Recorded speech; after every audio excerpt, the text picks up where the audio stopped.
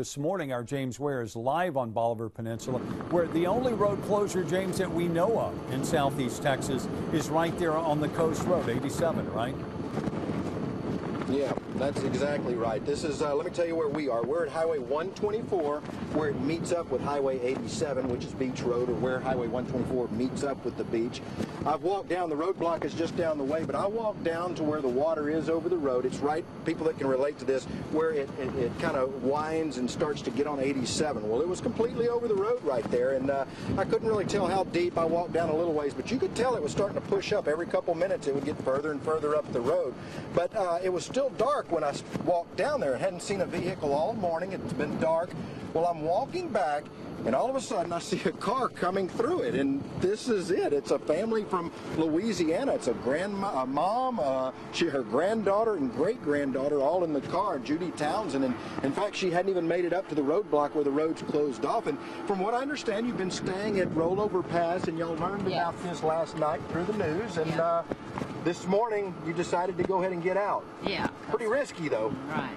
Yeah. It was. So you said more than 15 miles you drove through water, but it was never up over the door. It was just usually a couple inches, and then every now and then waves would come in and start pushing. A lot of debris on the road. A lot of debris. You said you saw poles. Light poles. Power poles, but no lines, no power lines down. Just the poles were washed across the road. And old dead trees, anything that might would have been under the dunes or behind them is on the road. And you were staying at Rollover Pass, and that's a popular fishing spot there. You said y'all had been crabbing and whatnot, but there's a roadblock set up there, and they're not letting people go over Rollover Pass. Correct. That's right.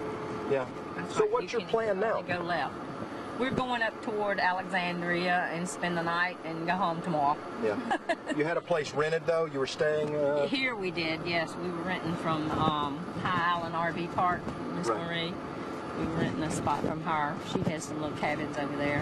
Yeah. And were you due to leave today anyway, or? No, we weren't leaving until tomorrow. But when it got 4:47 this morning and that wind came and all the rain at one time, I told her we better get up and get out of here. Yeah. So. Well, your timing was good, because they say within the next hour, hour and a half or so, it's going to be the worst. But you said as you got further down, it was starting to get a little deeper and bigger waves starting to hit the closer east we came, I guess the lower the road is, and then there's no sand dunes, so the waves are coming up onto the road, and they're splashing the sides of the cars. You know, it's coming up onto the right-hand side of the road. Yeah. So we just drove on the wrong side of the road. Now, it was your granddaughter that was watching the news, but you waited till this morning to get out. We packed everything up last night just in case, and then we just jumped up this morning and threw our clothes on and left. It's been quiet, I'm telling you. Up until we got here, they closed it down at 1 a.m., and you're the first car I've seen come through here. We didn't know that. Yeah.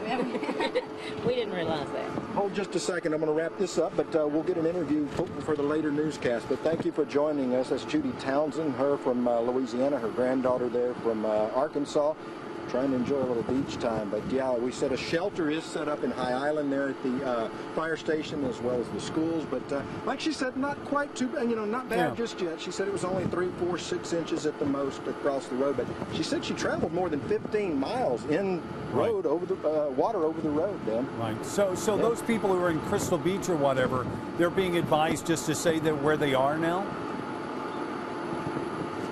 Yeah, I would say so at this point. Like she said, it's just going to get worse within the next hour probably, because I stood down there where the water met the road, and every couple minutes I would step back, because it was you could see it pushing down the road, you could tell, getting a little deeper as we went along. One other question for you. Galveston Ferry, running or closed this morning? Yeah, I've gotten mixed signals on that. I know it's running, but the officers up here at the roadblock told me it was for emergency purposes only. But like Judy was telling me, she said there's a roadblock down at Rollover. They're not letting people go past that. So, it's still a little up in the air. I know it's running, but whether it's for just emergency purposes or not, I'm not quite sure. All right, James, thanks for the update again.